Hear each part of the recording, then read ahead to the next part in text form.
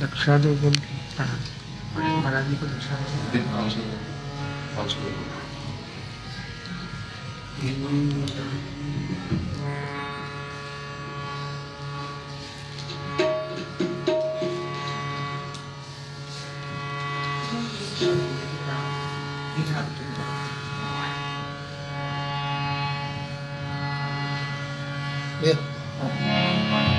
सामने दे। श्री भागवत भगवान की है आरती, पापियों को पाप से है तारती। भागवत भगवान की है आरती, पापियों को पाप से है तारती। ये अमर ग्रंथ ये मुक्ति पंथ ये पंचम वेद निराला, ज्योति जगाने वाला। ये अमर ग्रंथ ये मुक्ति पंथ पंचम वेद निराला, ज्योति जगाने वाला। हरि नाम यही हरि नाम यही हरि नाम यही हरि नाम यही, जग के मंगल की आरती। पापियों को पाप से है तारती। श्री भागवत भगवान की है आरती, पापियों को पाप से है तारती। ये शांति गीत पावन पुनीत पापों को मिटाने वाला, हृदय कराने वाला। ये शांति गीत पावन पुनीत पापों को मिटाने वाला, हृदय कराने वाला। ये सुख करनी है दुख हरनी, ये सुख करनी है दुख हरनी। श्री मधुसूदन की आरती, पापियों को पाप से है तारती। श्री भागवत भगवान की है आरती, पापियों को पाप से है तारती। ये मधुर बोल जग पंथ खोल, सन्मार्ग पकाने वाला, बिगड़ी को बनाने वाला। ये मधुर बोल जग पंथ खोल, सन्मार्ग दिखाने वाला, बिगड़ी को बनाने वाला। श्री राम यही घनश्याम यही, श्री राम यही घनश्याम यही। ये प्रभु महिमा की आरती, पापियों को पाप से है तारती। श्री भागवत भगवान की है आरती, पापियों को पाप से है तारती। कर्पूर गौर करुणावतारम् संसारसारं मुनित्रहारं, करुणावतारम् हृदयारविन्दे भवानी त्वमेव माता च पिता त्वमेव वरदो जगता त्वमेव वेद्या सगुणं त्वमेव सर्वं मम देवदेव। वही परिक्रमा कर लीजिए, घूम जाइए ऐसे लाएंगे तो खाने प्रतरंते शिखासाने कर्कढ़ाते भानु सप्रयोजने वदनमानि तन्मसि। रवि और 20 कम कर दें, 20 बिल्कुल नहीं चलो।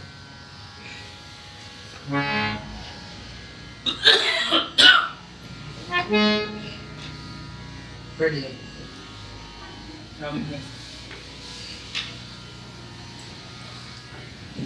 Sure. Sure. Sure.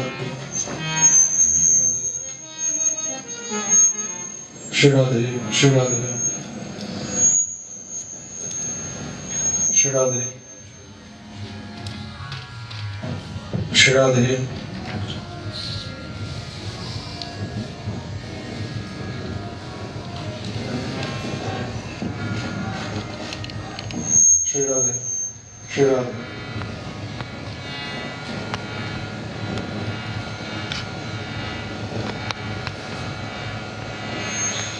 गजाननभूतगणाधीशे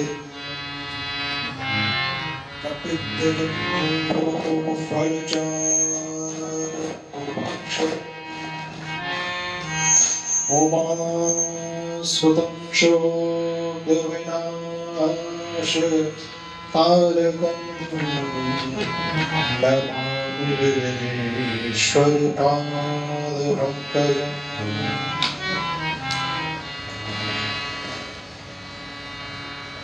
कृष्णाय वासुदेवाय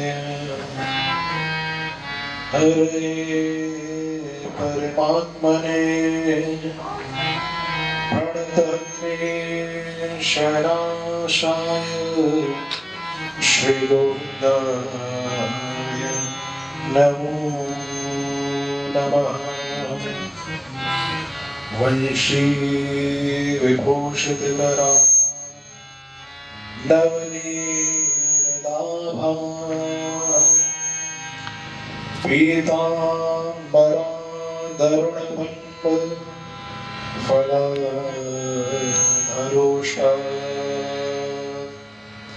पूर्णेन्दुसुन्दरमुखा दरबिन्दो नेत्रा कृष्णा परं किमपि तद्गुणं न जाने। तप्तकाञ्चन गौराङ्गी श्रीराधा वृन्दावनेश्वरी वृषभानुसुते देवी प्रणमामि हरिप्रिये।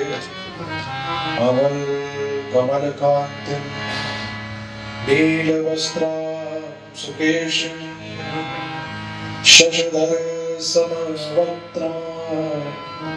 खञ्जराक्षीं मनोज्ञां स्तनैर्वगतमुक्तादां किशोरीं प्रजपतिसुतकान्तां राधिकामाश्रय। नीलवर्णे नमस्तुभ्यं सर्वलोकैकपूज्यते सर्वपापप्रश्मनि मायमादेवी नमो नमः। चिदानन्दभानो सदानन्दसूनो परम प्रेम पात्रे द्रवब्रह्मगात्री अगानान्नमित्री जगत्क्षेमधात्री पवित्री क्रियान्नो वपुरमेत्रपुत्री गंगादितीर्थ पारिसेवित पादपद्मा गोलोक सौख्यरस पूर्णमहिम्ना आपना विताखिल सुधासो जुलाम सुखाब्दो राधा मुकुंद मुदिता श्री यमुना नमामि। जय जय श्री राधारमण जय जय नवल किशोर जय गोपी चित चोर प्रभु जय जय माखन चोर।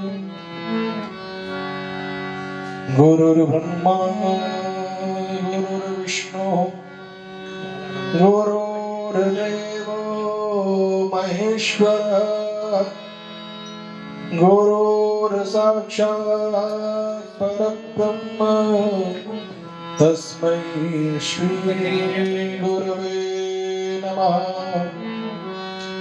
अज्ञानितिमिरान्धश्च ज्ञानाञ्जनशलाकया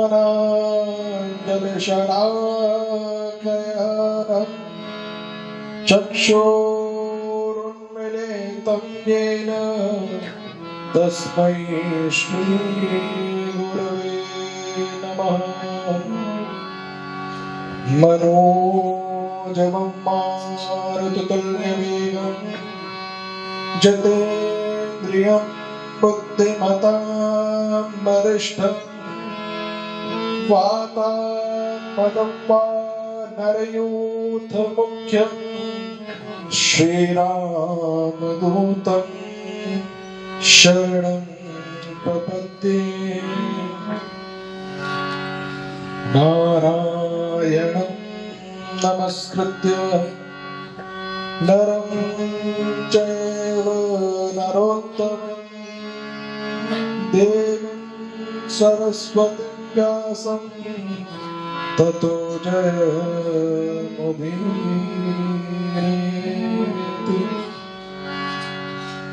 भक्ति भगवन्त गुरु चतुर्नाम वपुएक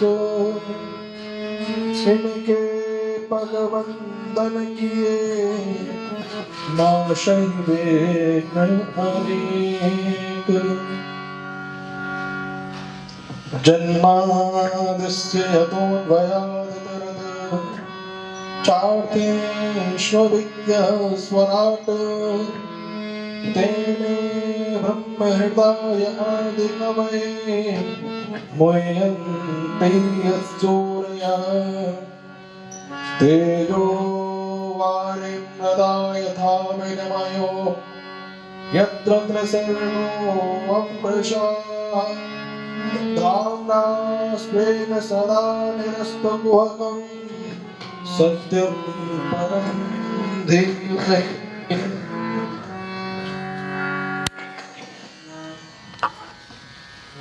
श्री बालकृष्ण लाल की जय। श्री राधा युगल जोड़ी सरकार की जय हो। श्याम सुंदर श्री यमुने महारानी की जय हो। श्री हनुमान जी महाराज की जय हो। सब भक्तन की जय, जय हो। सब संतन की जय हो।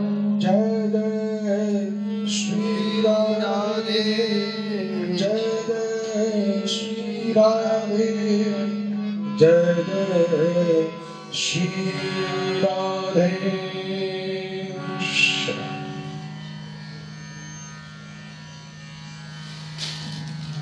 मनवांछा कल्पतरो श्रीमद् भागवत जी के इस अद्भुत परायण विशेष स्वरूप बड़ा पावन दिवस आज वसंत पंचमी का बहुत विशेष पर्व भी है और इसी स्वरूप में ये जो आयोजन श्री यमुना जी के चरणों में रज और रस का मिलन जो एक स्वरूप में हो रहा है। देखिए वैसे स्थिति ऐसी है कि रज भूतल पर और रस जो आकाश से बरसता है, तो वही स्वरूप आज श्री यमुना जी की कृपा से साक्षात हमें दर्शन भी हो रहा है। रस बह भी रहा है और रस बरस भी रहा है, क्योंकि बरसाने वाली हमारे श्री किशोरी जी, श्री यमुना जी, हमारे श्री ठाकुर जी जो स्वयं रस का स्वरूप है, उनकी कृपा से ये रज रस स्वरूप, ये रज रस मिलन जिसमें हम सभी विराजमान हैं। कुछ क्षणों की अपनी वाणी को पवित्र करते हुए प्रेम से श्री यमुना जी का, श्री ठाकुर जी के नाम का संकीर्तन सभी गाएंगे और अपनी वाणी को पवित्र कीजिएगा। देखिए नाम श्री ठाकुर जी के भाव से हमें जोड़ता है और श्री ठाकुर जी तक हमें ले जाता है। तो प्रेम से 5 मिनट के लिए वही हमारा जो श्री वल्लभ विठल गिरधारी श्री यमुना जी की बलिहारी, प्रेम से सभी उसी भाव में सभी पढ़ेंगे। श्री वल्लभ विठ्ठल गिरधारी यमुना जी की बलिहारी। श्री वल्लभ विठ्ठल गिरधारी यमुना जी की बलिहारी। श्री वल्लभ विठ्ठल गिरधारी यमुना जी की बलिहारी। श्री वल्लभ विठ्ठल गिरधारी यमुना जी की बलिहारी। श्री वल्लभ विठ्ठल गिरधारी यमुना जी की बलिहारी।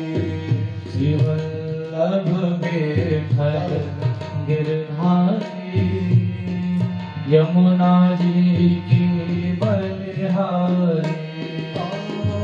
बलिहारी यमुना जी की बलिहारी। बलिहारी में बलिहारी यमुना जी की बलिहारी। बलिहारी यमुना जी की बलिहारी। बलिहारी बलिहारी यमुना जी की बलिहारी।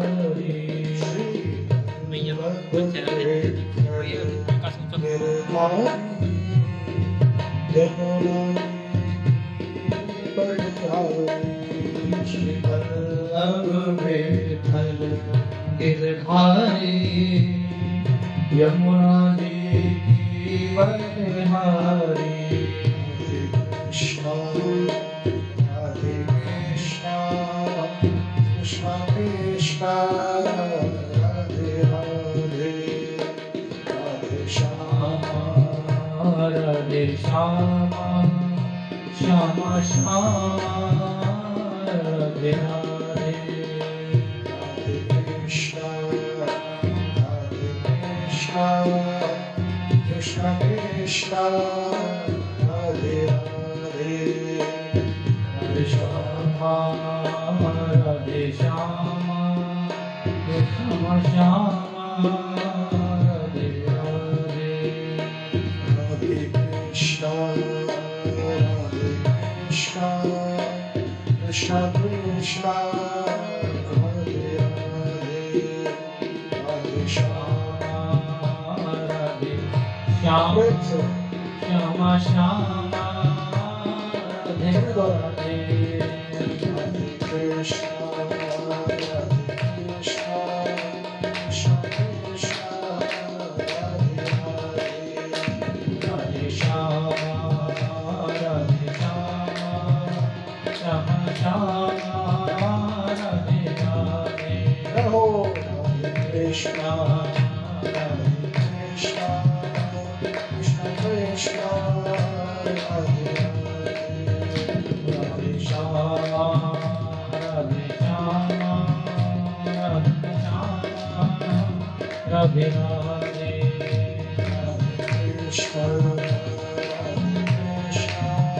कृष्ण कृष्ण राधे राधे राधे श्याम राधे श्याम श्याम श्याम राधे राधे।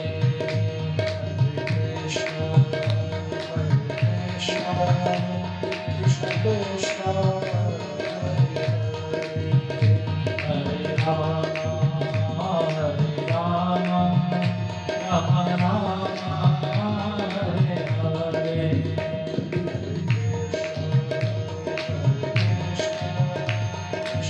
कृष्ण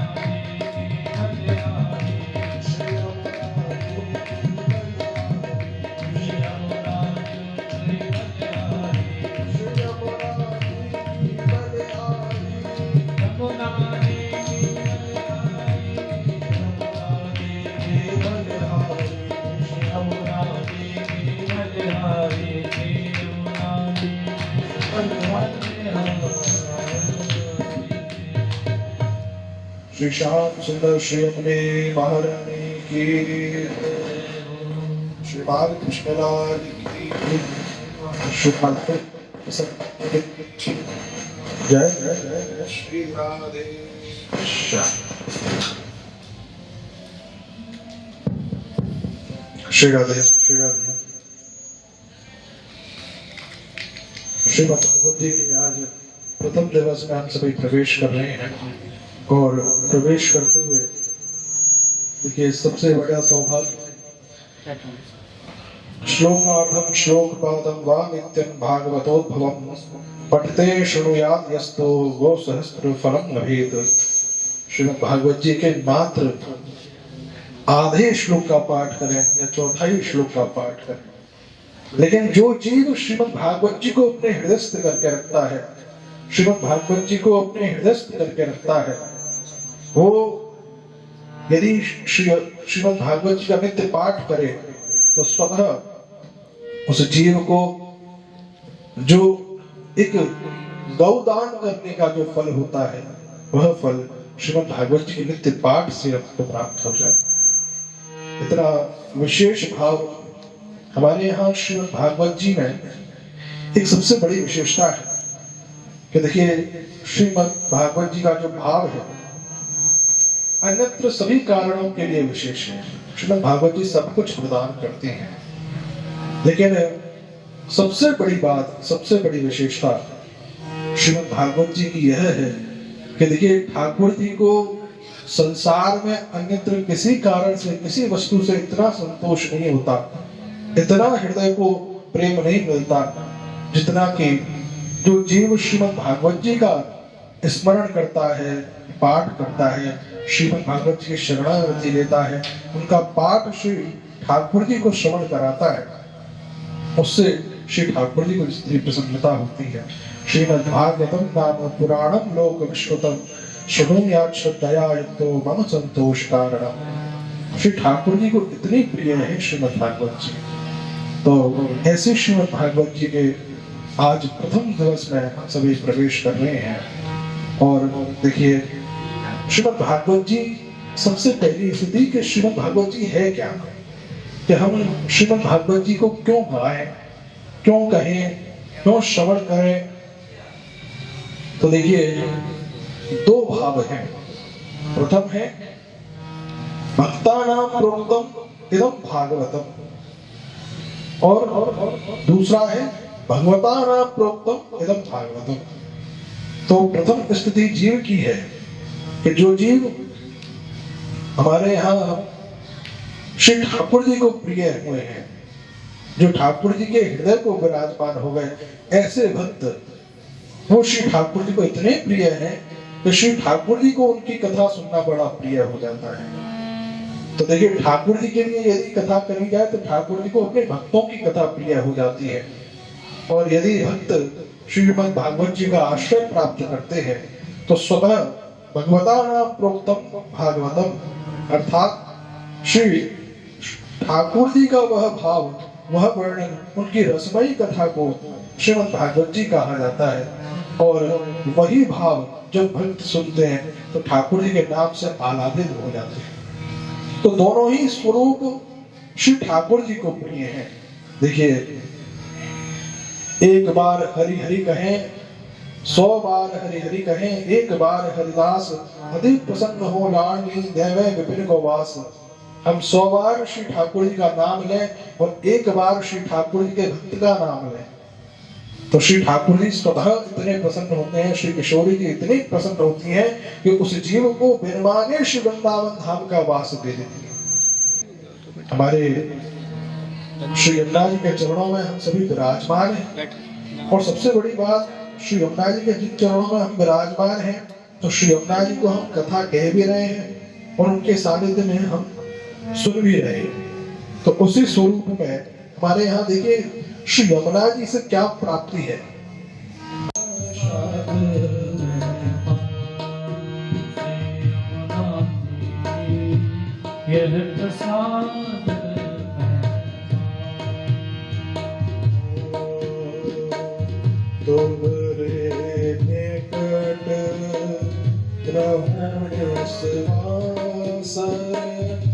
राम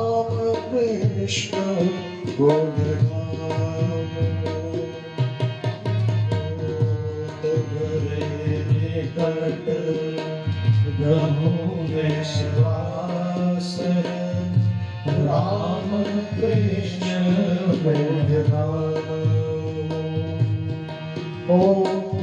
विमल जन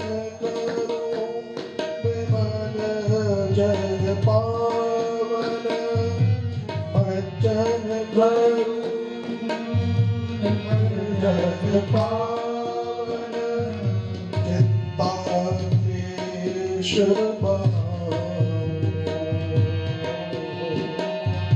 चित्ताक्लेश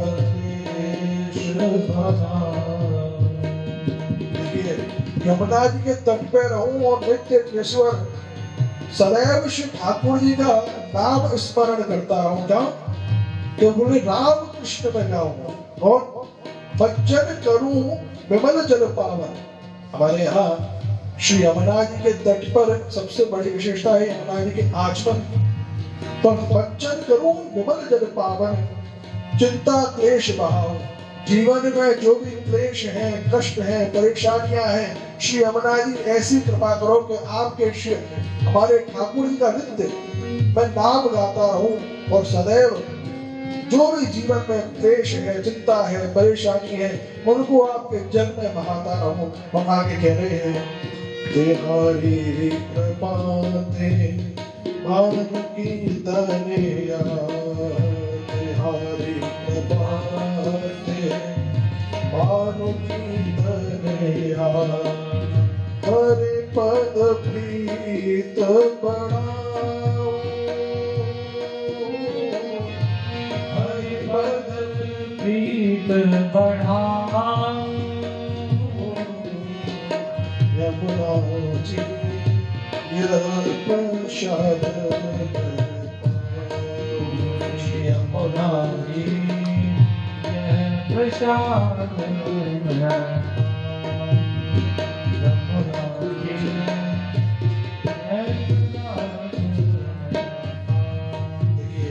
नित्य निरंतर श्री ठाकुर जी के श्री चरणों का वास मिलता है, श्री ठाकुर जी के चरणों की सेवा मिलती रहे। बस इतनी कृपा श्री यमुना जी करें और उनके चरणों का आश्रय नेत्र प्राप्त होता रहे। सिर्फ इसलिए हमारे यहाँ श्री ठाकुर जी के नाम, श्री ठाकुर जी की शरणागति स्वरूप है। तो उसी स्वरूप में श्रीमद् भागवत जी का यह जो स्वरूप है, हम सभी इसमें प्रवेश कर रहे हैं। प्रथम जो श्लोक है श्रीमद् भागवत जी का आरंभ होता है, सच्चिदानंद रूपाय विश्वोत्पत्त्यादिहेतवे तापत्रय विनाशाय श्री कृष्णाय वयं नमः। श्री ठाकुर जी के 3 स्वरूपों का वर्णन है और तीनों स्वरूपों में सबसे विशेष स्वरूप हमारे यहाँ ऐसा अद्भुत भाव है कि देखिए श्रीमद् भागवत जी में ठाकुर जी के जो स्वरूप में है, श्री ठाकुर जी 3 स्वरूप में सदैव विराजमान रहते हैं, सत्य, चित्त और आनंद। तो 3 स्वरूप में श्री ठाकुर जी का नित्य रमण है, नित्य भाव है। श्री ठाकुर जी सत्य स्वरूप विराजमान है, सत्य चित्त स्वरूप में जीव के हृदय में सदैव विराजमान है और तृतीय स्वरूप आनंद स्वरूप में श्री ठाकुर जी सदैव विराजमान रहते हैं। तो श्री ठाकुर जी का यह जो भाव है, जो जीव श्री ठाकुर जी के इन 3 स्वरूपों का सदैव हृदय स्वरूप में अपना ध्यान रखता है, उनको अपने हृदय में बसा के रखता है, उनकी जीव के ऊपर श्री ठाकुर जी कृपा करके करते हैं कि तापत्रय विनाशाय, उस जीव के ऊपर जितने भी त्रिताप है, वो संसारिक जो स्थितियां हैं उन कर्म बंधनों में नहीं बदलता है। तो ऐसी कृपा श्री ठाकुर जी के 3 स्वरूपों की है, जो सदैव इस संसार की आरंभ श्री ठाकुर जी के स्वरूप में, उसी स्वरूप में जो पालक और इस संपूर्ण संसार का जो तीसरे स्वरूप में जो विनाश करते हैं। देखिए ये श्री ठाकुर जी की निज स्थिति पर जुड़ा हुआ है, उसी स्वरूप में आगे की कथा आरंभ होती है। और सर्वप्रथम एक बार आरंभ होते हुए श्री शौनक जी का भाव है, अज्ञान ध्वांत विध्वंस कोटि सोरे समप्रभ सुताख्यायी कथा सार मम कर्ण रसाय। श्री शौनक जी महाराज कह रहे हैं, सामने से आते हुए श्री सूत जी महाराज का दर्शन करते हैं। देखिए ये सूत कौन है? ये सूत कोई साधारण स्वरूप, कोई दैहिक व्यक्ति नहीं है। सूत जी का जन्म कहां से हुआ है? जब व्यास जी महाराज अरणी मंथन करते हुए, और अरणी मंथन जब कर रहे थे यज्ञ के लिए, उस समय उनके ललाट पर से एक पसीने की बूंद गिरी, और वह जब उस अरणी मंथन में गिरी, उससे एक दिव्य स्वरूप जो प्रकट हुआ, वह स्वरूप यह सूत जी महाराज है।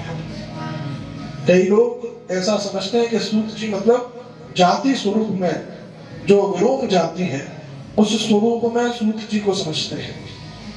और यही भाव जब श्री बलराम जी महाराज ने जब देखा, तो बलराम जी महाराज को, हमारे बलदाऊ दादा को भी ऐसे ही लगा कि जातिगत सूत है, लेकिन सूत जी महाराज का नाम सूत है। तो उसी स्वरूप में बलराम जी महाराज ने क्या किया, इन सूत जी महाराज का वध कर दिया। लेकिन अन्य ऋषियों के समझाने पर, संतों के समझाने पर जब बलराम जी महाराज को समझ में आया, तब तक उनको तो ब्रह्म हत्या कर चुकी थी। तो बलराम जी महाराज ने इसका प्रायश्चित किया है, और उसके बाद में जब प्रायश्चित हुआ तो जो सूत जी महाराज हैं, इन्हीं के पुत्र हुए आगे, और उनके सूत ही नाम से ऐसे पुत्र हुए हैं। उनके सूत के पुत्र सूत नहीं है, क्योंकि यदि जातिगत स्वरूप में होते तो वो जाति वर्ण स्वरूप के अंतर्गत वो भी सूत होते। तो इस भाव में भी ये स्थिति, ऐसे ही इनके नाम अनेक सूत जी महाराज को अन्य शास्त्रों में, अन्य पुराणों में अलग अलग स्वरूप में इनका वर्णन किया गया है। ये सूत जी महाराज एक ऐसे अद्भुत श्री ठाकुर जी के नित्य बलकर में से विराजमान हुए, और श्री सूत जी महाराज की ऐसी कृपा थी, महाराज इनके ऊपर ऐसी श्री ठाकुर जी की कृपा कि इनको चाहे एक दिन बैठ के कथा कहलवा लीजिए, चाहे इनको युग युगांतर के बैठ करके कथा कहलवा लीजिए। ये श्री ठाकुर जी की कथा कहने में इतने विशेष थे, जिस प्रकार एक सूर्य की नाम नित्य निरंतर ठाकुर जी की कथा कहते हैं।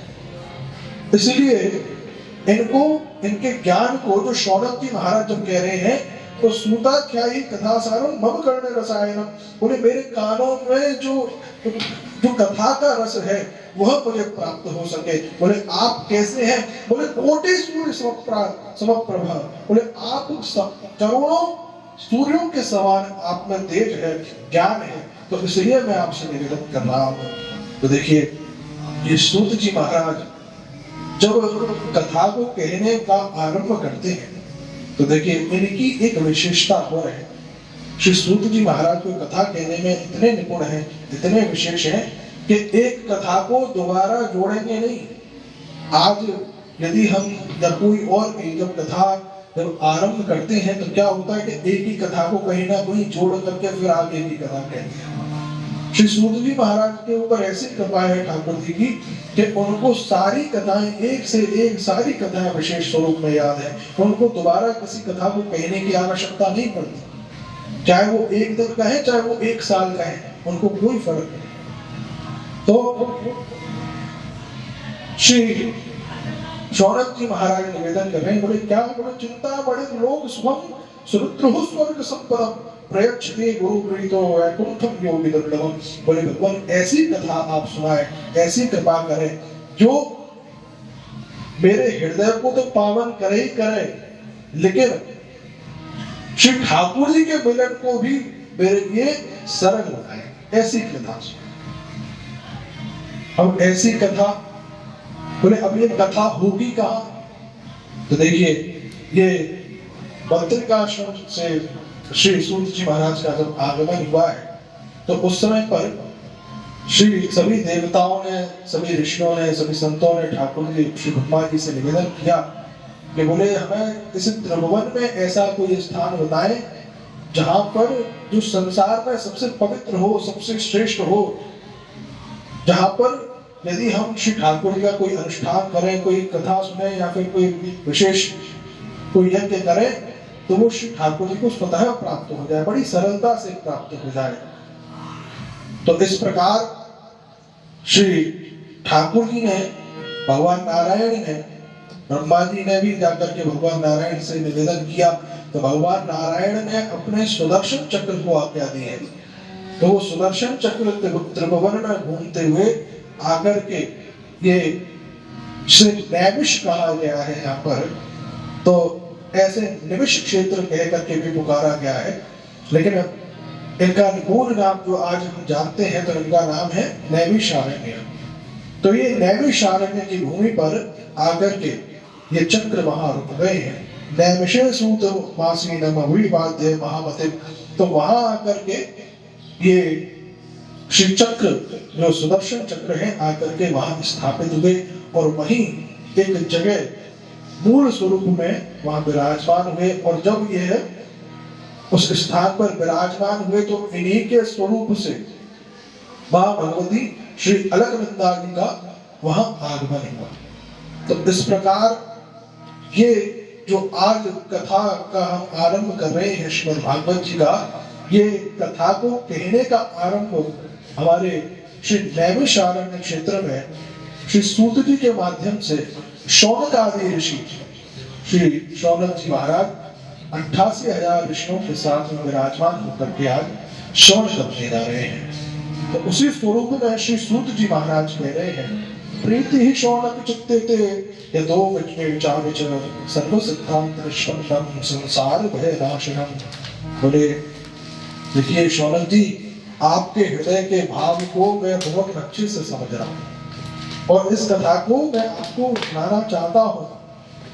और सबसे बड़ी बात, सबसे विशेष, देखिए जब सूत जी महाराज कथा को कह रहे हैं तो स्पष्ट कह रहे हैं कि सर्व सिद्धांत निष्पन्नम संसार भय नाशनम। जीव की सबसे बड़ी स्थिति क्या है कि जीव बार बार यही सोचता है समय अनुरूप जीव के लिए खिलौने बदलते हैं। संसार में कभी किसी वस्तु में उसका मोह बढ़ता है, कभी किसी वस्तु में मोह बढ़ता है। धीरे धीरे करके जब मोह से वो छूटता है तो अपने जो अंतिम क्षणों में एक आयु के अंतिम स्वरूप में जब वह पहुंचता है तो उसके सारे मोह खत्म हो जाते हैं। लेकिन सबसे अंत में उसके मन में एक भाव रहता है कि कैसे मुझे अंतिम क्षणों में श्री ठाकुर के चरणों की प्राप्ति हो, तो उस स्वरूप में मुक्ति कैसे प्राप्त हो। तो इसलिए ये जो आज सूत जी महाराज अपनी कथा में कह रहे हैं तो स्पष्ट तौर पे कह रहे हैं कि बोले ये जो संसार का जो भय जिसे जीव को लगता रहता है, देखिए आज हमें कभी किसी वस्तु का भय लगता है, कभी किसी वस्तु का भय लगता है, लेकिन ये संसार का भय सबसे बड़ा है भैया। कभी किसी को संसार में किसी वस्तु का भय लग जाता है, कभी किसी को सर्प का भय लगता है, किसी को मृत्यु का भय लगता है, अनेक स्वरूपों के भय। तो भैया आज पैसा नहीं है, कल गाड़ी नहीं है, परसों बंगला नहीं है, धीरे धीरे करके न जाने कैसे कैसे भय जीव को लगते हैं। लेकिन जो मूल भय है वो संसार ही संसार का सबसे बड़ा भय है। क्योंकि अंतिम क्षणों में यदि हम ठाकुर के चरणों में विलीन भी होना चाह रहे हो, श्री ठाकुर के चरणों में भी यदि हम पहुंचना चाह रहे हो, तो अंतिम क्षणों में हमें कोई और ठाकुर तक पहुंचने से नहीं रोकता, केवल ये संसार ही हमें वहां जाने से रोकता है। तो इसलिए सूत जी महाराज स्पष्ट कह रहे हैं कि संसार भय नाशनम, और कैसी कथा कह रहा हूं, सर्व सिद्धांत निष्पन्ना, सभी सिद्धांतों को एकजुट करके सभी स्वरूपों का एक विस्तारीकरण करके ऐसी कथा को मैं आपको आज सुनाऊं। देखिए जब शौनक जी महाराज वहां विराजे हुए हैं तो ऐसा नहीं है कि सभी एक ही स्वरूप में एक ही भाव वाले एक ही स्थिति के संत या ऋषि मुनि वहां विराजे हुए हैं। हर स्थिति के स्वरूप के ऋषि मुनि संत वहां विराजे हुए थे। कोई वैष्णव है, कोई शैव है, किन्हीं के मन में मां भगवती का भाव ज्यादा है तो किसी के मन में तपस्या का भाव ज्यादा है। क्योंकि जब कथा आरंभ हुई तो श्री शौनक जी महाराज अकेले नहीं पहुंचे, 88,000 ऋषियों के साथ वहां पहुंचे। सारे अमलात्मा विमलात्मा जो भी भाव स्वरूप में श्री ठाकुर जी से थोड़ा भी स्नेह प्रेम था, जिनका सदैव श्री ठाकुर जी के चरणों में प्रेम बढ़ा हुआ था, वह भाव आज प्राप्त करने के लिए यहाँ पहुंचे थे। तो उसी स्वरूप में श्री सूत जी महाराज के आज चरणों में पहुंचे और सूत जी महाराज को एक दिव्य स्थान पर विराजमान करके ये हमारे शौनक जी महाराज सभी 88,000 ऋषियों के साथ में उनकी वंदना करने, उनको प्रणाम करने और उनसे कथा कहने के लिए आज कह रहे हैं। सूत जी महाराज आगे कहते हैं कि भक्तियों को वर्धनम नित्य कृष्ण संतोष हेतुकम, बोले मैं ऐसी कथा कहूंगा कि जो भक्ति का वर्धन करे, भक्ति को और बढ़ाए। देखिए भक्ति को बढ़ाने के लिए क्या चाहिए? हम सभी साधारण स्थिति में सोचते हैं कि भक्ति कैसे बढ़े, नाम जप से बढ़ जाए, ठाकुर जी का स्मरण, ठाकुर जी की तपस्या, किस तरीके से ठाकुर जी का ये भाव, यह भक्ति हमारी में और निपुणता आएगी। तो देखिए हमारे यहाँ संतों ने गाया है क्या, प्रथम भक्ति संतन कर संगा, द्वितीय भक्ति मम कथा प्रसंगा। बोले पहली भक्ति कैसी है? बोले संतों का संग करो। पहली स्थिति में पहले आप संतों का संग करना सीखो और उसके बाद में कहीं जाकर के द्वितीय भक्ति रति तथा प्रसन्ना, तुम्हारी रति मति गति, तुम्हारी मति स्थिति ऐसी हो जाए जो श्री ठाकुर जी के चरणों में, श्री ठाकुर जी की कथाओं में बढ़ने लगे। तो उसी स्वरूप में जब जीव प्रथम स्थिति को प्राप्त कर लेता है, पहले भाव को प्राप्त कर लेता है, संतों का उनका सानिध्य प्राप्त करना सीख जाता है, तो उसके बाद में जीव उस स्वरूप को, उस भाव को, उस स्थिति को प्राप्त करता है। तदहं देवते विधास्यामि सावधानतया श्रवो। देखिए कथा को सदैव सावधान होकर के सुनना चाहिए। ये श्रीमद् भागवत जी की जो कथा है, तो इस कथा की सबसे बड़ी विशेषता यही है कि यदि इसको ध्यान से सुना जाए तो ये कृपा करेंगे। अन्यथा यदि हम मन में यह सोचें कि भाई कथा ही तो है, हमने बहुत सुनी है, एक नई कथा और हो गई तो कौन सी बड़ी बात है। लेकिन मूल स्वरूप में एक बात समझिएगा, जिस प्रकार हम संसारिक कोई कथा कहानी भी यदि सुनते हैं तो उस कहानी के पीछे 10 पहलू होते हैं, 10 कारण होते हैं।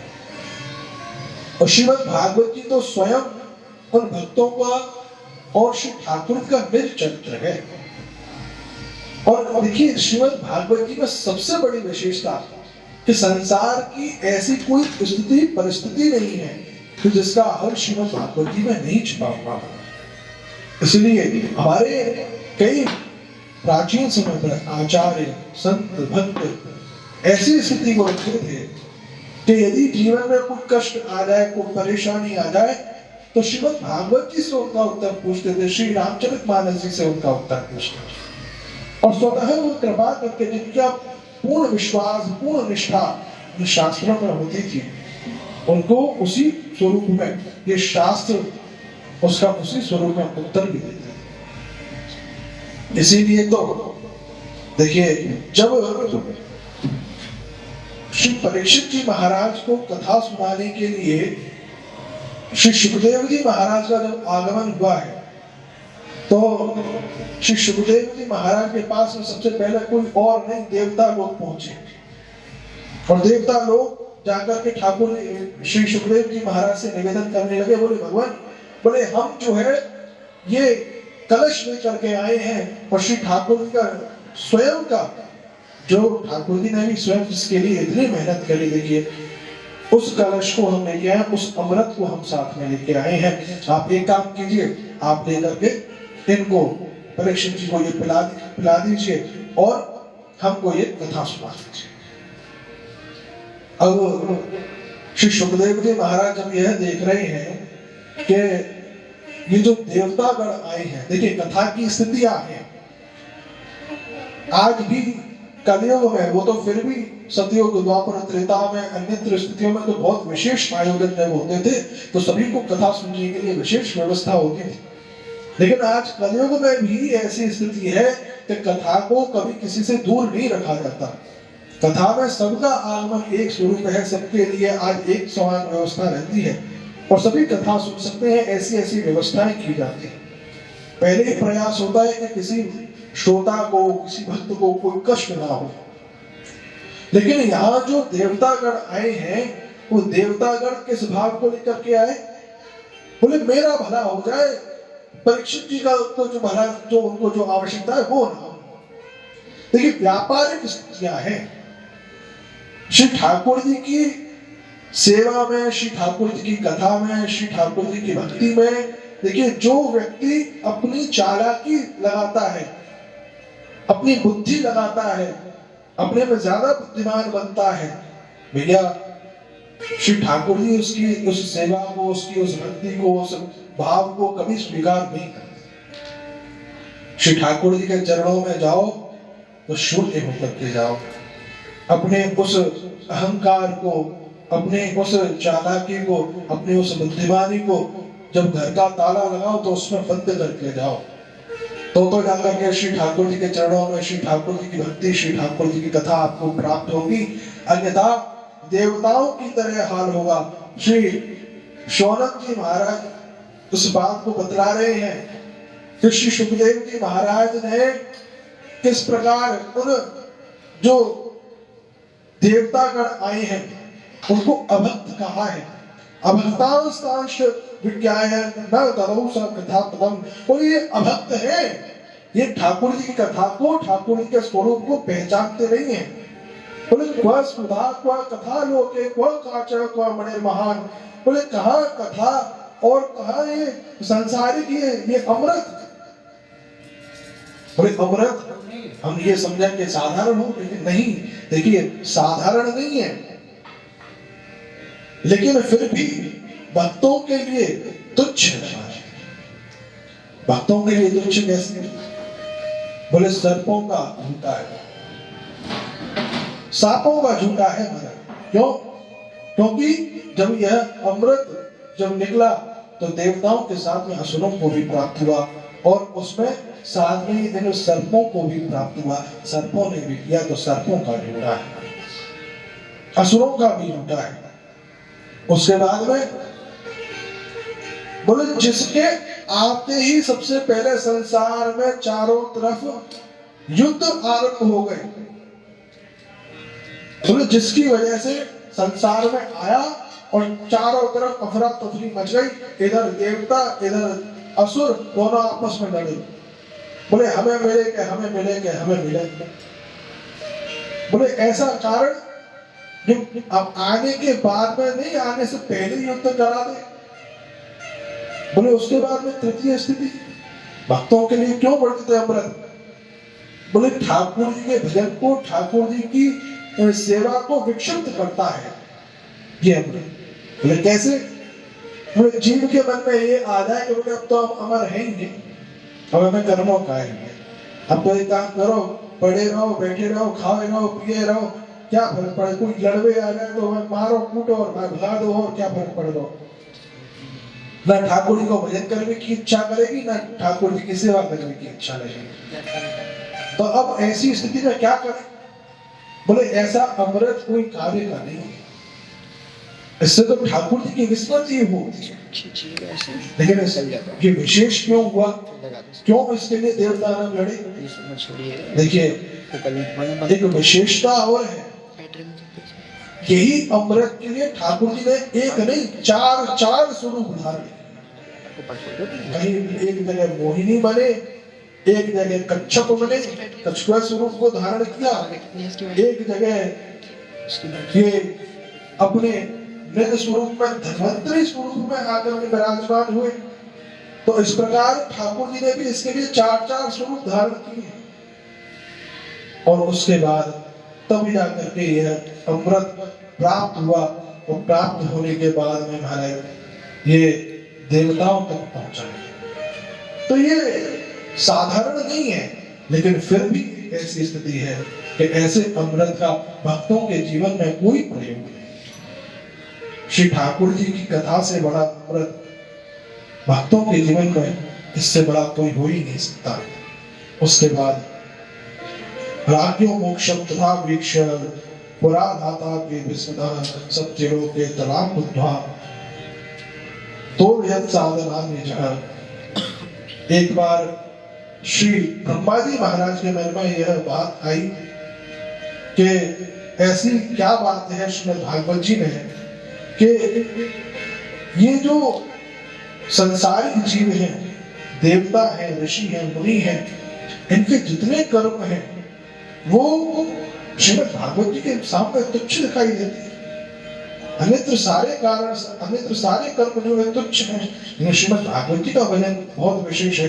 तो सत्य लोग श्री ब्रह्मा जी ने अपने निज लोक में एक पलड़े में श्रीमद् भागवत जी को रखा, और दूसरे पलड़े में संसार के सारे जितने भी ग्रंथ हैं उन सभी को विराजमान किया।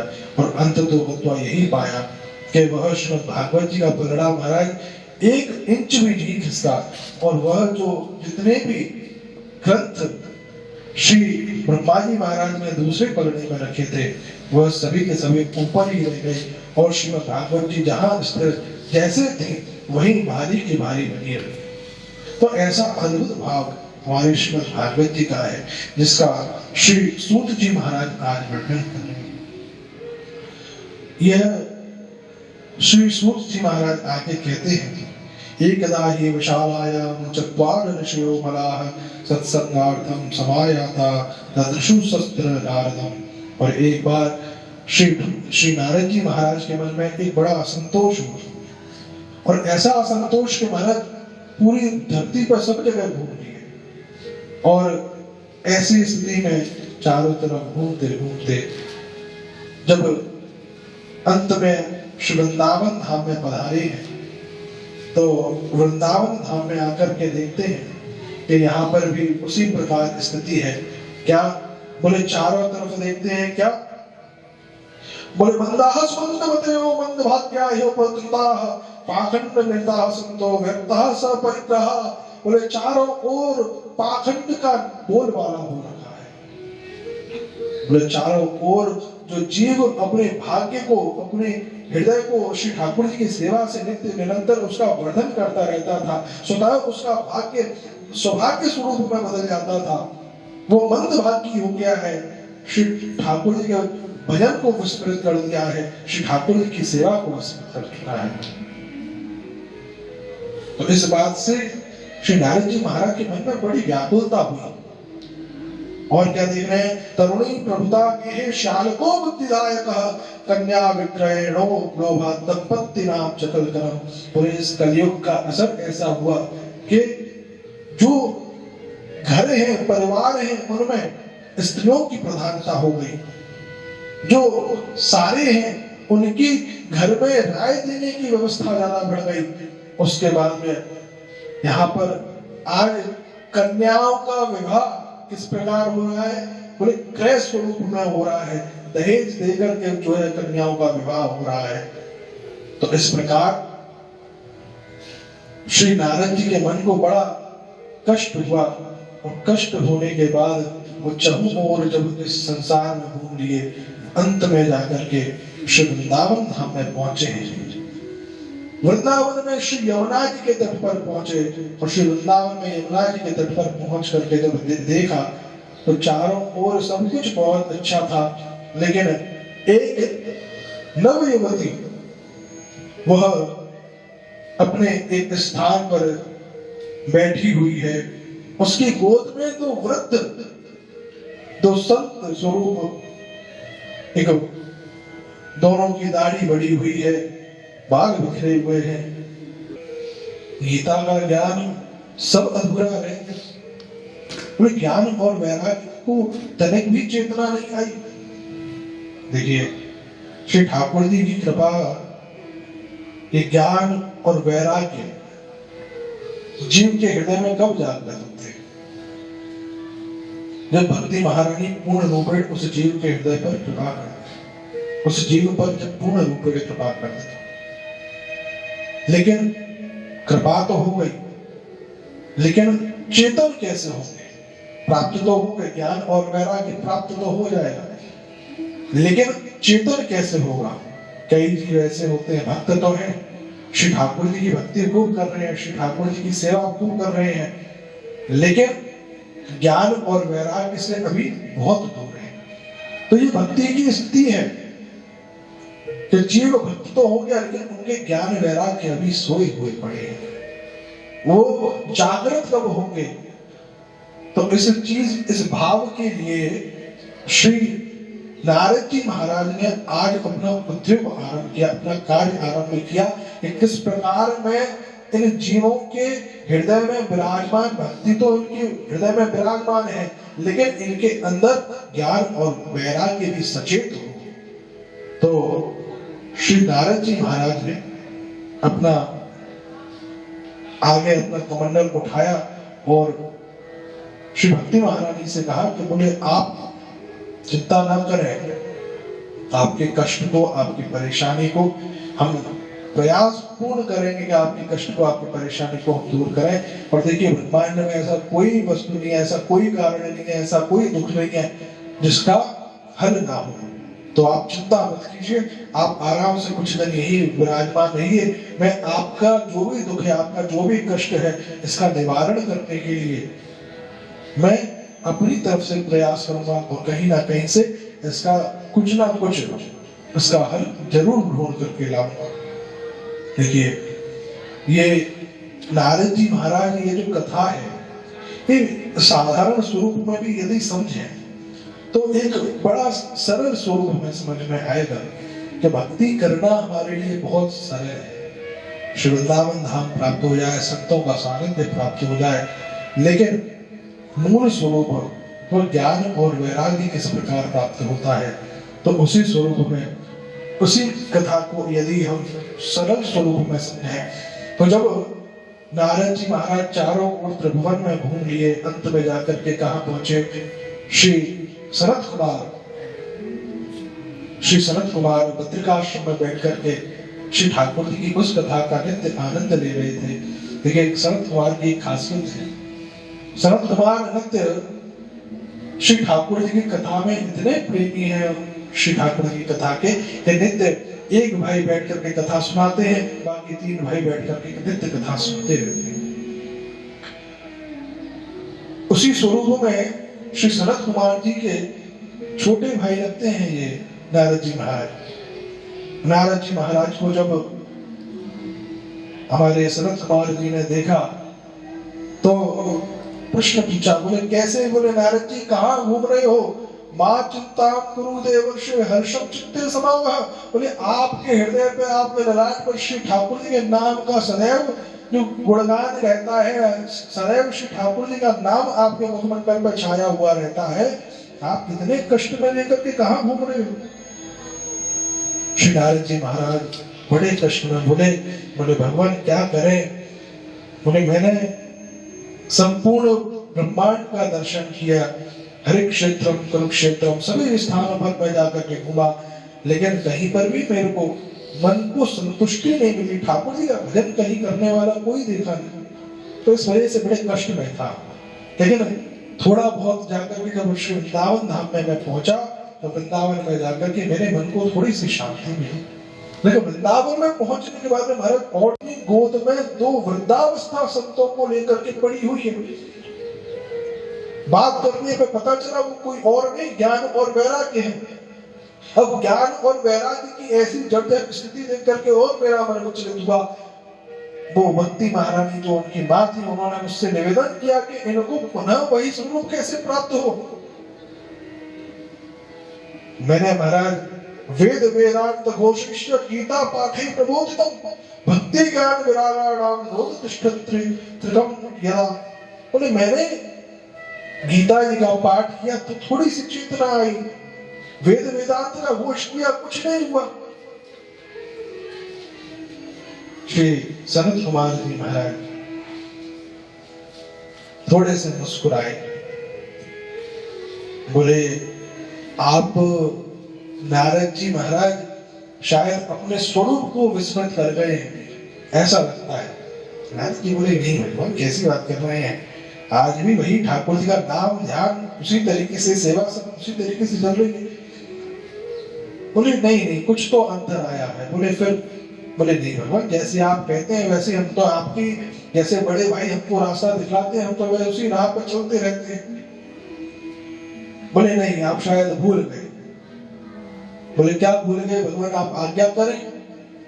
बोले नारद जी महाराज जिस भाव, जिस स्वरूप, जिस कथा का महत्व स्वयं आपने ही श्री व्यास जी महाराज को समझाया था, वही स्वरूप वही कथा को आप शायद आज भूल गए।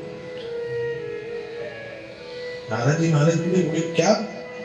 बोले हाँ, इदं भागवतम नाम पुराणम ब्रह्म संहितम भक्ति ज्ञान विरागाणाम स्थापनाय प्रकाशितम।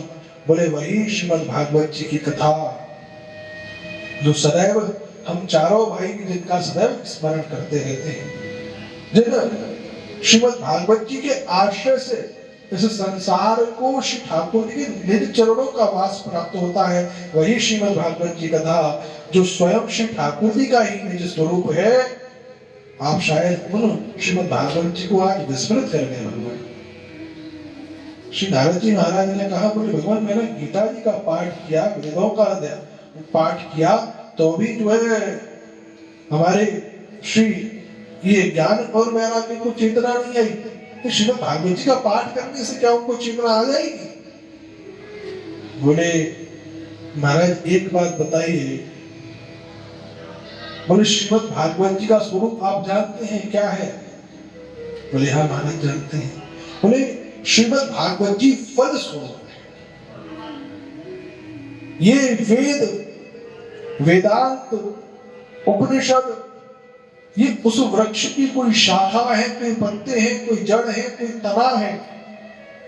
अब महाराज जीव को साधारण स्वरूप में क्या प्राप्त हो सकता है, क्या उसकी योग्य है? बोले अगर उसकी डाल में मुंह मारेगा जीव तो क्या होगा? दांत ही तो टूटेगा। बोले क्या प्राप्त करना चाहिए जीव को? बोले फल प्राप्त करना चाहिए। बोले तो उसी प्रकार आपको फल प्रदान करना चाहिए। ज्ञान और वैराग्य को यदि जागृत करना है तो श्रीमद् भागवत जी स्वरूप फल स्वरूप से उनको निवेदन करना चाहिए था, और उसी स्वरूप से श्री ज्ञान और वैराग्य को पुनः वही चेतना प्राप्त हो जाती है। श्री नारद जी महाराज को बात थोड़ी सी समझ में आ रही और श्री नारद जी महाराज उसी क्षण श्री सनत कुमारिनी से आज्ञा लेकर के श्री भक्ति महारानी के पास पुनः पहुंचे हैं और भक्ति महारानी से जाकर के निवेदन किया कि बोले आप सब, बोले कहा, बोले हर क्षेत्र में पधारिए, हर क्षेत्र में। हर क्षेत्र कहा, बोले हरिद्वार। वहां पर अन्यत्र सभी के लिए एक स्थिति बड़ी सरल बन रही थी, क्योंकि इधर से भी हरि क्षेत्र पहुंचना सरल था वृंदावन से, और अन्यत्र जो बद्रिकाश्रम या हिमालय अन्यत्र स्थानों पर जो अन्य संत थे उन सभी के लिए, ऋषियों के मुनियों के लिए आने के लिए एक सरल स्थान था। तो उसी स्वरूप में सभी ऋषि मुनि भगुर वशिष्ठ चौनश्च गौतमो मेधातिथिर्देवल देवरातो रामस्तथा गादीस्तश्च शाकलो मकंडो पुत्रादि त्रेजक पप्पिलादः। तो सभी जितने भी ऋषि मुनि सब वहां पहुंच गए और सभी ने जाकर के आज श्री भक्ति महारानी भी सभी अपने पुत्रों के साथ में, अपने मिल परिकर के साथ में आज श्री हरि क्षेत्र में पहुंची और हरि क्षेत्र में जाकर के श्रीमद् भागवत जी का आज आरंभ हुआ है। और जब आरंभ हुआ तो इस प्रकार हुआ कि महाराज चारों ओर के संत ऋषि मुनि वहां पहुंच गए और श्री ठाकुर जी की वह कथा स्वरूप आज श्री नारद जी महाराज कथा कह रहे हैं और सभी संत ऋषि मुनि आज वह कथा सुनने के लिए वहां पहुंचे। तो कैसी कथा है? बोले तेने हम वाग्मयी मूर्ति प्रत्यक्षा वर्तते हरि। बोले जो स्वयं श्री ठाकुर जी का ही निर्विग्रह स्वरूप है, ऐसी कथा आज सभी भक्तजनों को आज सुनने को मिल रही है। बोले भक्ति सुतौ तरुणं गृहीत्वा प्रेमैक रूपा सहसा विलासित श्री कृष्ण गोविंद हरे मुरारी हे नाथ नारायण वासुदेवा नाथेति नामानि बहुल वदन्ति। बोले ऐसा अद्भुत श्री ठाकुर जी का प्रेम रस आज बरस रहा है कि भक्ति महारानी आज नित्य स्वरूप में अपने सभी भक्तों के हृदय में विराजमान हो गई, ज्ञान वैराग्य भी वहां विराजमान हो गए और सभी भक्तों के हृदय में आज श्री ठाकुर जी के वह परमानंद को प्राप्त होकर के प्रेम से सभी श्री ठाकुर जी का आज नृत्य कर रहे हैं। श्री ठाकुर जी के नाम की ध्वनि हो रही है प्रेम से। हम भी कुछ क्षणों के लिए श्री ठाकुर जी के नाम का अभी आज स्मरण करते हुए श्री ठाकुर जी की आज की कथा को आज हम यहीं विश्राम करेंगे और फिर उसके बाद कल से अपने नित्य स्वरूप में श्री ठाकुर जी की कथा का आनंद लेंगे और प्रेम से भक्ति महारानी जी के साथ में, नारद जी के साथ में, श्री अन्यत्र ऋषि मुनि संतों के उन सभी का ध्यान करते हुए प्रेम से सभी श्री ठाकुर जी के नाम का ध्यान गाएंगे।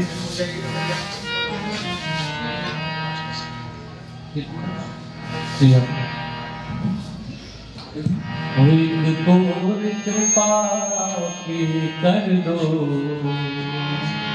लाडली श्री राधे, कृपा की कर दो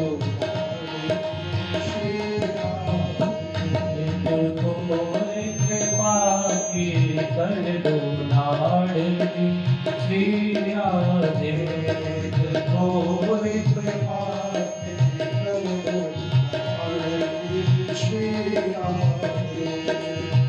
लाडली श्री राधे, लाडली श्री राधे, स्वामी श्री राधे, स्वामी श्री राधे, इनको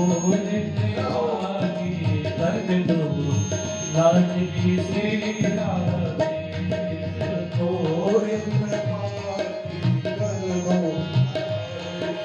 श्री राधे, मैं तो राधा श्री राधा सदा ही रटूं, मैं तो राधा श्री राधा सदा ही रटूं, कभी तुम्हारे से गाली तेरा दूं, कभी गाली से मेरे शीश कमल पग धर दो स्वामी श्री राधे शीश कमल पग धर दो स्वामी श्री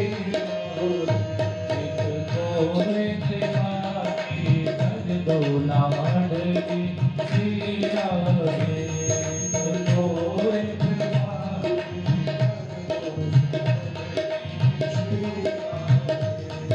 तेरी आस न टूटने पाए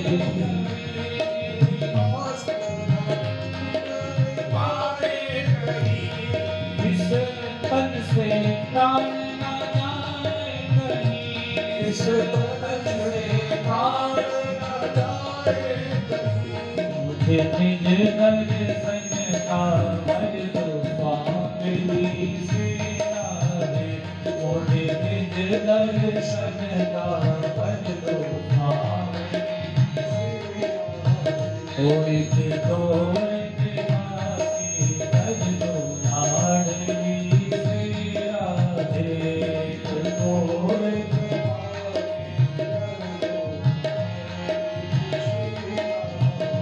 वो मुझे प्रीति की रीति सिखा दीजिए मुझे प्रीति की रीति निज नाम का मंत्र बता दीजिए निज नाम का मंत्र बता दीजिए भक्तों की व्यथा सब हर दो लाडली श्री राधे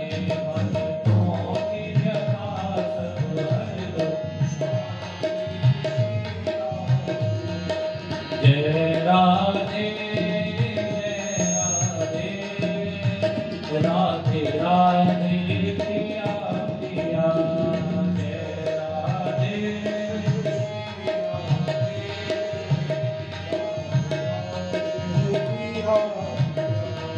जय राधे राधे प्रिया प्रिया जय राधे राधे प्रिया प्रिया जय श्यामा श्यामा प्रिया प्रिया जय श्यामा श्यामा प्रिया जय राधे राधे राधे राधे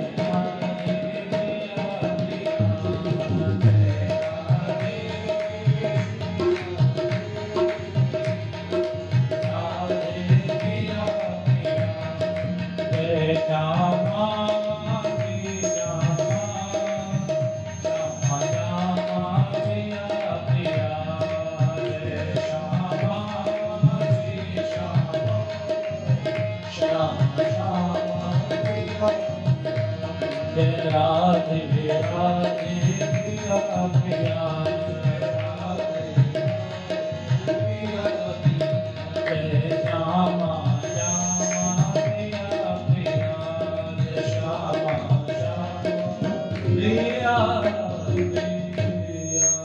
श्रीमद् भागवत महापुराण की जय, श्री महारानी की जय, जय श्री राधे।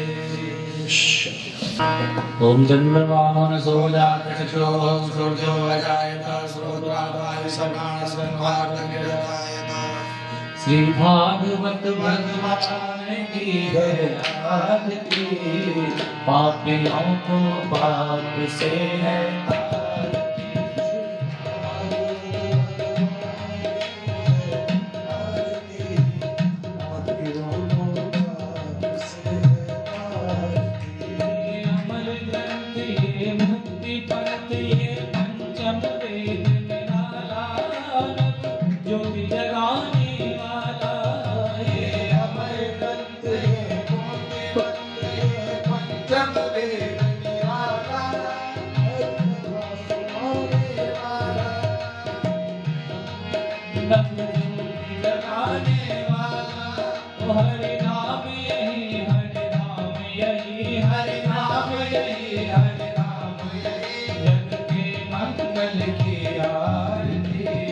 पापियों को पाप से आरती से भागवत भगवान की है आरती।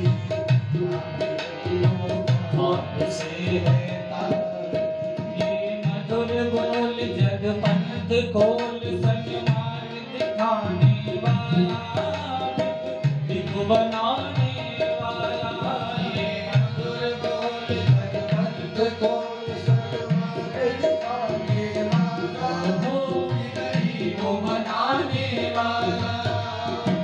मधुर बोल जनपंथ खोल सन्मार्ग बताने वाला बिगड़ी को बनाने वाला ये मधुर बोल जनपंथ खोल सन्मार्ग बताने वाला बिगड़ी को बनाने वाला ये सुख करनी ये दुख हरनी ये सुख करनी ये दुख हरनी श्री मधुसूदन की आरती पापियों को पाप से तारती श्री भागवत भगवान की है आरती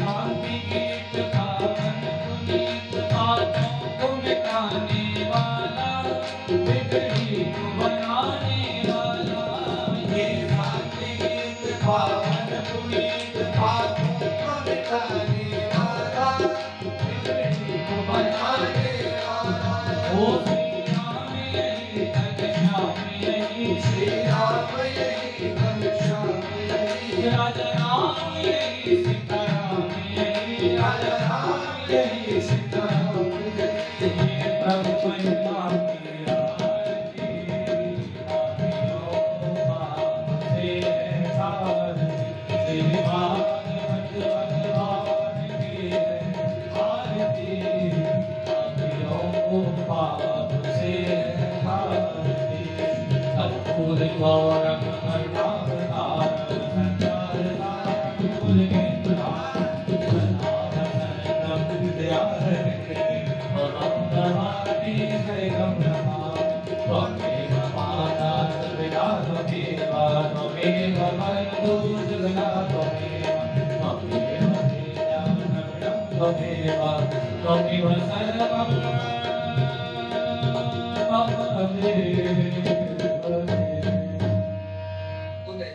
ओम जे धृतानि प्रचरन्ति शिखास्तानि गङ्गिरः ते काकुं सहस्रयोजने वदन्वानि तन्वसे ओम शीतले त्वं जगन्माता शीतले त्वं जगद्पिता शीतले त्वं जगद्धात्री शीतलायै नमो नमः। बाएं हाथ से आरती को पकड़ के दाहिने हाथ से दो बार भगवान जी को दिखाइए विषय बराबर। ओम देवानाम अभिवंदनम देव्यानाम अभिवंदनम परमात्मानाम अभिवंदनम सात्मानाम अभिवंदनम अथ मंत्र पुष्पांजलिः।